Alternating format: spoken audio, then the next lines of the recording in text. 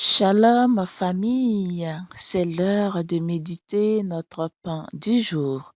Laissons-nous guider par le Saint-Esprit à travers notre sœur Tendresse. Que Dieu vous bénisse. Dieu Tout-Puissant, Dieu merveilleux, nous voici encore réunis en ce jour, mardi 16 novembre 2021. Oui, Papa, nous sommes réunis autour de toi afin que tu nous enseignes. Oui, enseigne-nous, Papa, parle-nous, Papa, nous avons besoin de toi. Oui, nous avons besoin de toi afin que tu nous nourrisses, Papa. Oui, nous avons besoin de toi, Seigneur. Localise le cœur de chacun de nous, Papa, et fais-nous du bien. Oui, fais-nous du bien pour la gloire de ton nom. Fais-nous du bien. Je bénis ton Saint-Nom. Je bénis, Papa, ta fidélité dans nos différentes vies. Merci, Papa, pour la vie de mon frère, pour la vie de ma soeur qui m'écoute en ce moment. Nous avons besoin de toi. Notre désir, notre soif, c'est toi, Papa. Viens nous nourrir, car nous avons besoin de toi. Nous voulons, Seigneur Jésus, être, Seigneur, rassasiés de ta nourriture spirituelle. Nous avons besoin de toi. Fais-le pour la gloire de ton nom. Amen. Oui, Seigneur, je veux bénir encore ton nom pour la vie de mon papa, oui, le père G. Makaye Valérie. C'est lui-là même qui conduit cette vision. Oui, Seigneur, bénis-le. Bénis sa famille et augmente en lui l'onction, que l'onction déborde pour la seule gloire de ton nom. Je m'incline devant ton serviteur Makaye pour que, Seigneur, l'onction qui est sur lui me touche pour faire passer le message que tu as prévu pour tes enfants en ces jours. Merci, Papa. Merci, Dieu d'amour. Que la gloire te revienne. Amen. Aussi, Papa, ta parole dit dans le psaume 32, le verset 10, que celui qui se confie en l'Éternel est environné de sa grâce. Amen. Oui, Papa, j'ai confiance, Seigneur Jésus, en ta parole. C'est pourquoi je me confie en ta parole. Et je sais que, Seigneur, je suis environné de ta grâce. Oui, mon frère, ma soeur qui m'écoute en présent, Seigneur Jésus, est environné par ta grâce, Seigneur. Oui, nous avons confiance en toi. Oui, Saint-Esprit de Dieu, c'est le moment. Viens prendre le contrôle maintenant de ma personne. Oui, fais taire ma chair et parle. Oui, parle, prends le contrôle et parle à tes enfants comme bon te semble pour la seule gloire du nom de notre Seigneur Jésus-Christ de Nazareth. Amen, amen. Shalom, frères et sœurs dans le Seigneur. Je bénis le nom du Seigneur de ce que il nous accorde encore ces jours pour nous entretenir. Oui, hier, notre sous-thème 1 était l'introduction du thème de la semaine. Et permettez-moi que je nous rappelle le thème de la semaine. Alors, le thème de la semaine, c'est le pardon qui ouvre les portes du salut. Amen. Hier, nous avons montré que le pardon était une personne et cette personne est Jésus-Christ de Nazareth. C'est Jésus qui est le pardon, car son sang a été le seul sacrifice bon capable de sauver les hommes.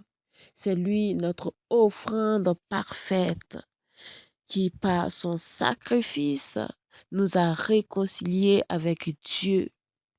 C'est son sacrifice qui nous a rachetés.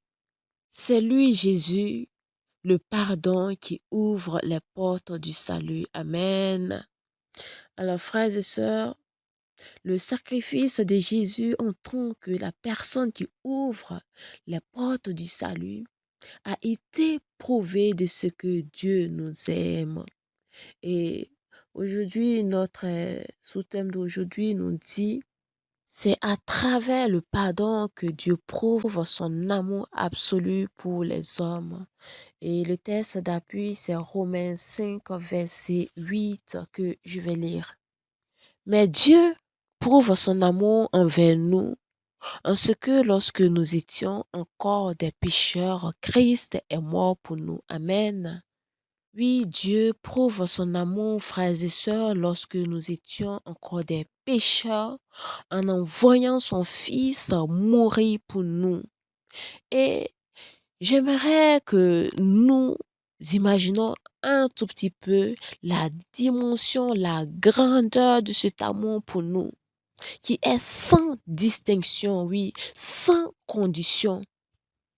Oui, sans distinction parce que Dieu, lorsqu'il envoyait son Fils, il n'a pas fait de distinction. Il n'a pas dit, va et meurs pour ceux qui sont noirs, ou meurs pour ceux qui sont blancs, ceux qui sont rouges, ceux qui sont jaunes, et j'en passe. Non, Dieu a envoyé son Fils pour tous, pour que par lui nous soyons sauvés, pour que par lui nous puissions avoir accès au salut.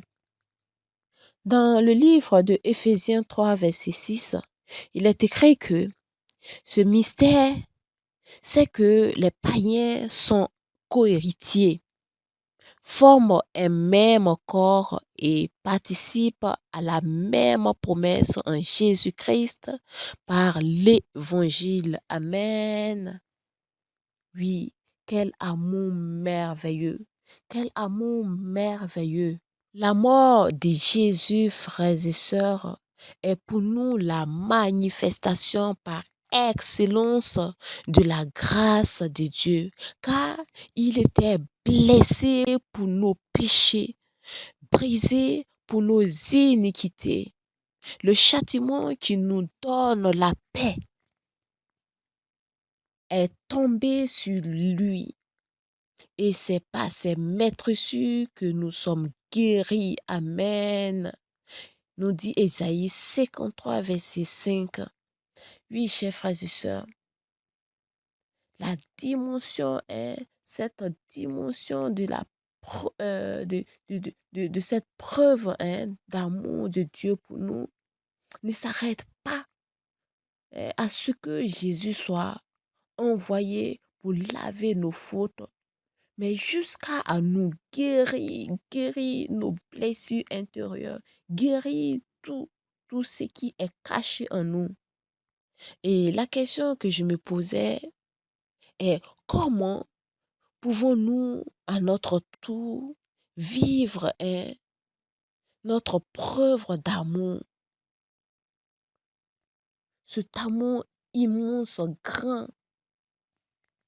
Comment est-ce que nous pouvons à notre tour vivre ce grand amour? Oui, je pose cette question parce que, en général, dans le monde, les gens, y compris nous-mêmes, chers frères et sœurs, nous sommes malades du manque d'amour, surtout l'amour vrai. C'est vraiment une triste réalité, mais c'est ça. Mais le Seigneur va nous faire comprendre que ce problème du manque d'amour vient de nous-mêmes. Déjà, lorsque nous méditons un peu en profondeur dans, dans la dimension humaine, dans la dimension humaine, il faut dire que nous ne savons pas nous aimer nos prochains. Notre amour est tourné sur nous-mêmes.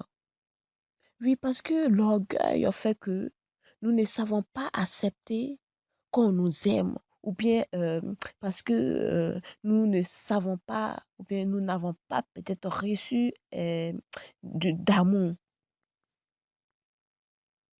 alors que nous devons manifester cet amour que Dieu a prouvé à travers son Fils. Mais nous constatons, chers frères et sœurs, que dans nos relations personnel, hein, qu'il y a l'indifférence. Oui, l'indifférence qui est marquée par le rejet de certains et c'est caractérisé, frères et sœurs, par le racisme. Oui, le racisme comme dans la parabole du bon samaritain. Oui, ce passage est tellement long, sinon j'allais lire ce passage. Mais dans ce passage, je vous donne déjà la référence. C'est Luc 10, verset 25 à 37. Frères et sœurs, dans ces versets-là, Jésus dévoile l'attitude des religieux qui étaient connus comme des hommes racistes. Oui, c'était comme des hommes racistes. Parce que quand tu lis le bon samaritain et que tu regardes hein, ces religieux qui sont passés, qui ont trouvé cet homme blessé, qui est à moitié mort, ils l'ont laissé passer. Il a fallu le bon samaritain pour venir aider ce frère. Parce qu'il aime, parce qu'il est amour, l'amour est en lui. Oui, frères et sœurs, lorsque nous plongeons encore dans la méditation, nous constatons ou bien on trouve que nous n'avons pas la perception que Dieu est amour. Oui, nous n'arrivons pas vraiment à percevoir que Dieu est amour. Parce que si nous percevons que Dieu est amour, nous allons le constater parce que Jésus savait vraiment s'intéresser à tout type de personnes, que tu sois riche, pauvre, mendiant ou aveugle, et même aux prostituées. Nous aussi, nous devons accepter cette dimension d'amour de Dieu afin vraiment de pouvoir vivre vraiment dans la paix, dans l'amour. Et j'aimerais aussi souligner que qui dit amour dit pardon, car le pardon est un acte de miséricorde ou disons preuve d'amour. Dieu nous l'a prouvé par son Fils et j'aimerais dire que Dieu ne mesure pas nos fautes, Dieu ne calcule pas, il ne pardonne pas qu'une seule fois. Dieu, il est juste miséricorde parce qu'il nous aime. C'est pourquoi Jésus va dire dans Matthieu 18, verset 22, que je ne te dis pas jusqu'à 7 fois, mais jusqu'à 70 fois, 7 fois. Et ce verset est la réponse de Jésus à Pierre lorsqu'il a demandé à Jésus combien de fois pardonnerai-je à mon frère lorsqu'il péchera contre moi. Serait-ce jusqu'à 7 fois? Jésus n'a pas dit 7 fois, mais 70 fois 7 fois. Amen. 70 fois plus, pardon, 7 fois est une manière de dire à Pierre qu'il faut pardonner d'autant que ton frère ou ta sœur pêche contre toi. Car le pardon fait preuve de miséricorde. L'amour n'est pas limité, ça ne se limite pas l'amour. L'amour est éternel. Et cela m'a fait comprendre, chers frères et sœurs, comprendre également pourquoi lorsque deux personnes décident de s'unir, ils jurent de s'aimer jusqu'à ce que la mort les sépare. L'amour de Dieu pour nous n'est pas limité, mais souvent nous limitons notre amour à Dieu, alors qu'il est écrit dans 1 Jean 4, verset 20, que si quelqu'un dit j'aime Dieu et qu'il haïsse son frère, c'est un menteur, car c'est lui qui n'aime pas son frère, qu'il voit. Comment peut-il aimer Dieu qui ne voit pas?